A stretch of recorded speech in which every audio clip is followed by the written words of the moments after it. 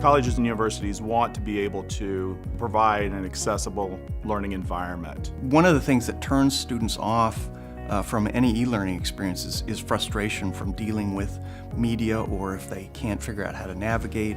Students have to have courses designed for them. The navigation has to be clear, the content has to be clear. Students are learning to be more of an advocate for themselves.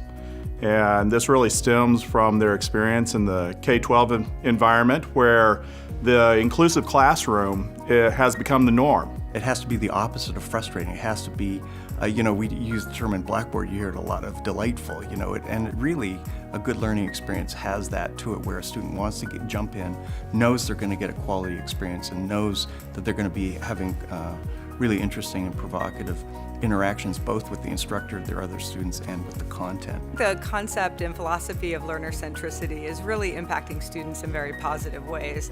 First and foremost, it's giving them a sense of empowerment over their own experience, and very importantly, it's causing the systems that serve learners to think about them not as one entity, but as a series of individuals, and that's pushing us to create more inclusive classrooms, which of course benefit everyone. The institution really does need to take a close look, not just at the course level, but throughout the entire institution, to make sure that e-learning students have access, and then their access for e-learning students is also accessible to all students. What was thought of as being an accommodation for a student with a disability is really being a benefit to all students. Accessible materials cannot help but enhance the quality of a course, because it typically enhances the learning experience, it enhances the clarity of the experience, it enhances, for example, the clarity of the navigation, the ease of use. That's something that we really enjoy, partnering with institutions and being able to help them to